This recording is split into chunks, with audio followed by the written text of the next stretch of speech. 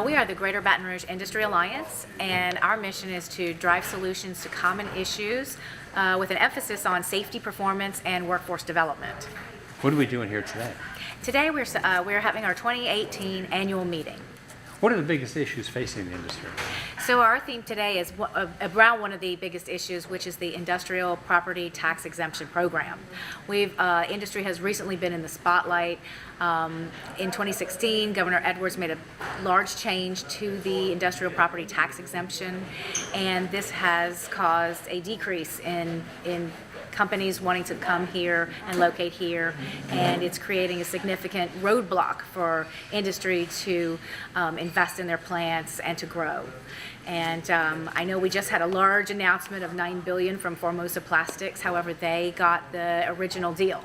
That project's been in the works for a long time. So today we're going to be exploring the ins and outs. Why did this occur? How did this occur? What has happened? What are the perspectives from both industry people as well as folks from the community? So we have a panel discussion with sheriff, school board member, city council member, and a mayor. And so we should be hearing some different perspectives, and we hope that in the end we can come together and collaborate to perhaps make an improved industrial property tax exemption program. We're going to be talking today about a number of things that are really important to some of the real economic engine and job providers in this region. Talking about some of their efforts over the last few years to significantly make improvements in the level of air quality in this region. We're in compliance with federal air quality standards. Going to be talking about some of the other challenges, such as some of the changes in state tax code that is having an impact on investment in business here. Going to be talking about some of the successes at the federal level and what we're seeing. And then probably most important is infrastructure. You can't have jobs, you can't have business, you can't have a growing economy without the corresponding investment in infrastructure. This entire region in South Louisiana has some of the biggest traffic problems, some of the biggest traffic bottlenecks in the nation. And so talking about some of the things we're working on right now to help advance that, and along those same lines is flooding. It's great to make economic development investments. It's great to have good schools, but if those things are underwater, none of them are functional. And so we'll be talking about some of the things, successes we've had just recently, helping to get some major investments in infrastructure related to transportation and flooding, and then figuring out what else is important to them. It's obviously great that we're seeing lower unemployment, that we're seeing more job opportunities and higher wages, but there's some corresponding challenges that go along with that, and that's workforce development, kind of education related. We're having a tough time, particularly in a lot of the industries that these folks in this room represent, finding the workers that have the skills for the jobs that are available. I think for a long time we pushed everybody to get advanced degrees and four-year degrees, which are certainly very important, but we also need folks going through technical programs where you get certifications and different technical training for the skilled labor jobs that are available today. And in many cases we actually have a gap in the skills that people have and the jobs that are available. And so we'll be talking about some of the efforts underway to help bridge that gap and truly ensure that the students that are going up through the education pipeline today are prepared for the jobs and understand the different options they have in college and technical training and certification programs, to where we're matching them with the true job opportunities that are available today and in the future. Today we also have a special treat. We are starting the meeting early because I got a surprise phone call from Congressman Garrett Graves. He is here this morning and would like to say a few words quickly before he has to shoot off to another appointment. So please help me welcome Congressman Garrett Graves.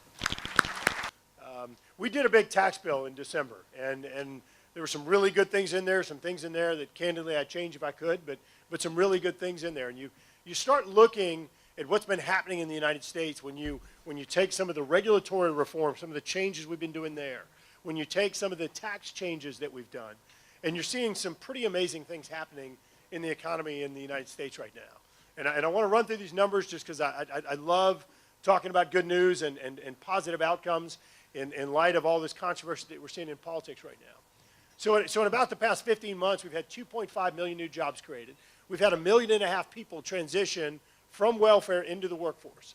We have the lowest unemployment for women in 17 years, lowest unemployment for Hispanics ever, lowest unemployment for African Americans ever, lowest jobless claim rate in like 50 years.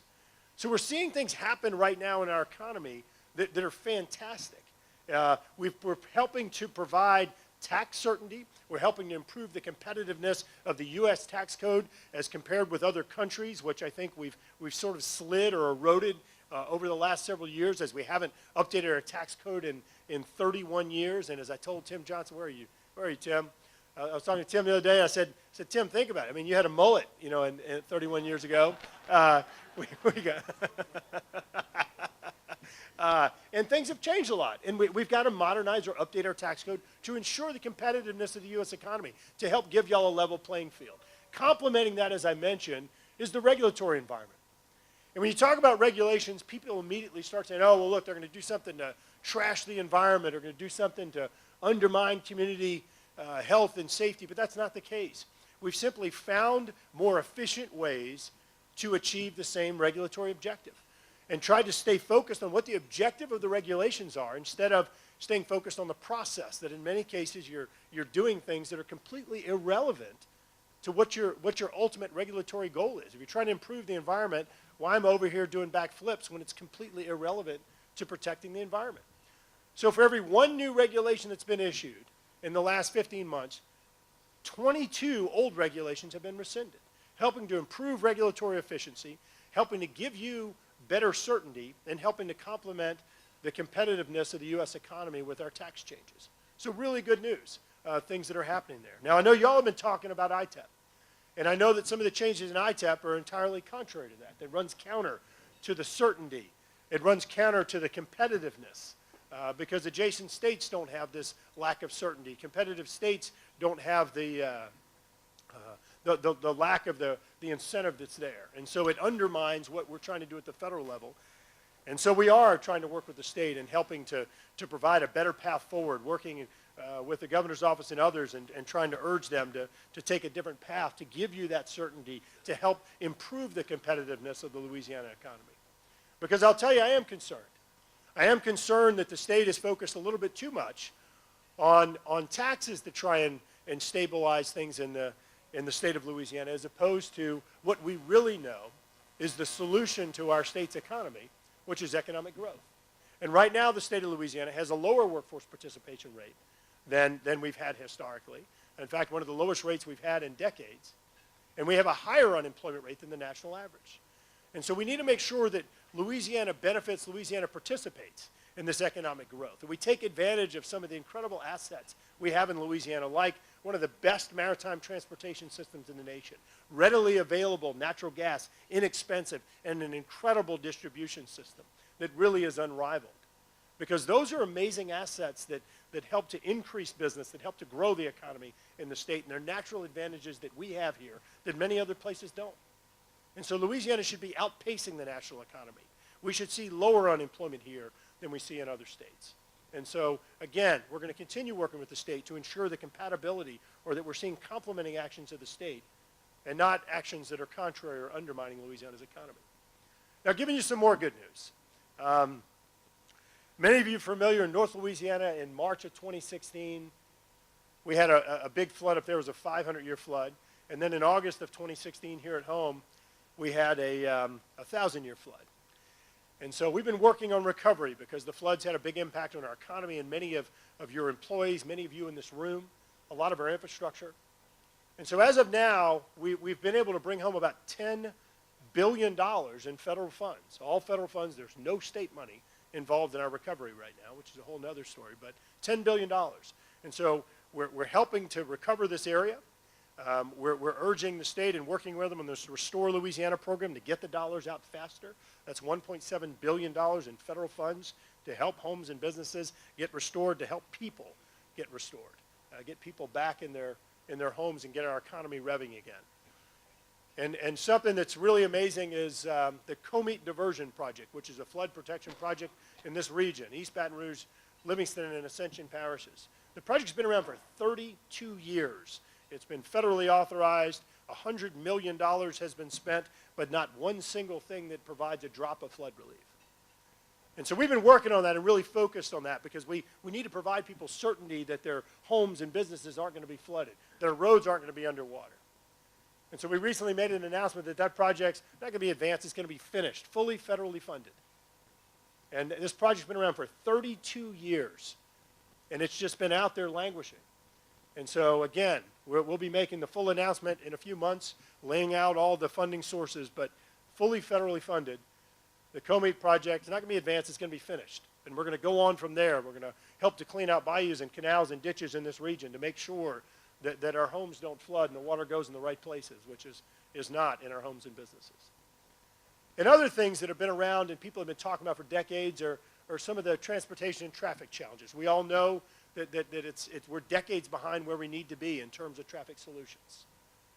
And one of the highlights in this area is the Washington Street exit, the only place in the United States where the interstate system funnels down to one lane. And we laugh about it, and you're like, huh, I wonder why nobody else did that. Well, it was stupid. But I've got some good news on that. Again, this thing's been there for 40 years or however long. The contract is being negotiated right now, and that's going to be eliminated. That bottleneck is going to be gone. So look, we talk about the Comite project, 32 years sitting around. The bottleneck at the Washington Street exit, perhaps 40 years, and certainly exacerbated conditions over the last few decades. That's going to be eliminated. Now, we've got a lot more to do, and you see the cones on I-10 from the bridge to the split. You see the cones on I-10 from Highland Road down to 73, which is the Prairieville-Dutchtown exit. All that's federal funds. We're continuing to work with the state, getting additional federal funding and trying to address these solutions. But lastly, we all know that those solutions are somewhat of a Band-Aid. And in fact, the organic traffic growth that we're going to see right here in the capital region will more than consume that extra capacity that's added on I-10 by the time the projects are finished. So effectively, you're really not going to see traffic relief. We're going to continue to have a parking lot on I-10, on the bridge, and everything else. But here's the thing that I'm actually excited about. Finally came to the realization that good projects are paid for. Good projects are paid for, and I want to explain that.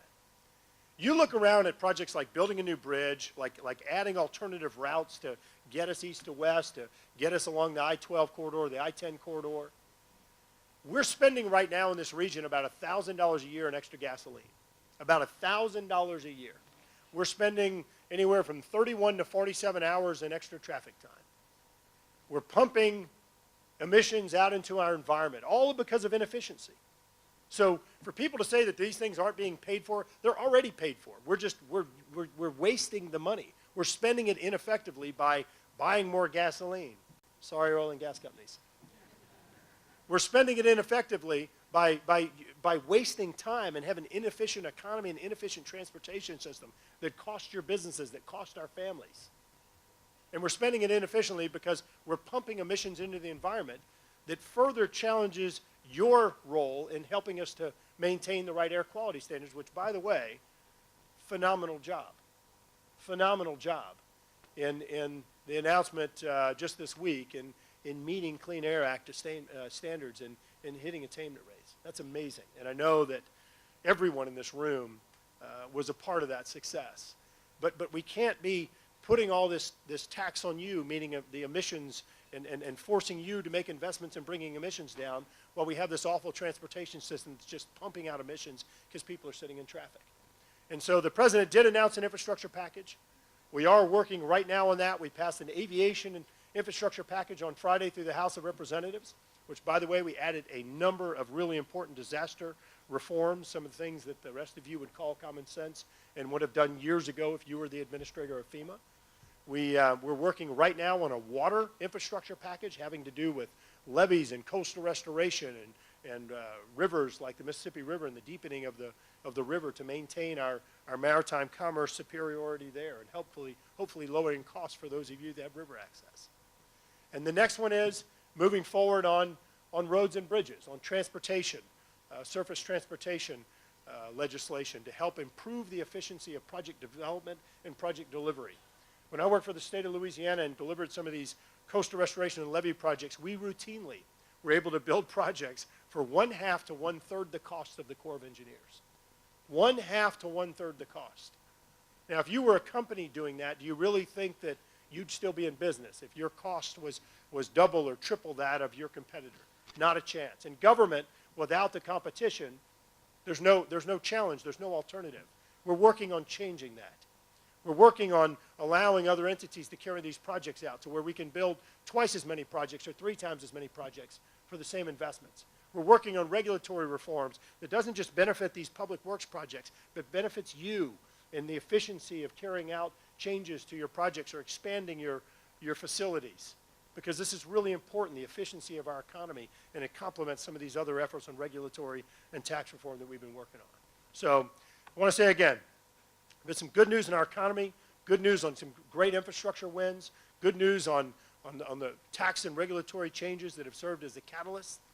We're not stopping. We know we have a lot more work to do on traffic and infrastructure. Congratulations on your awesome work and achievements on Clean Air Act attainment.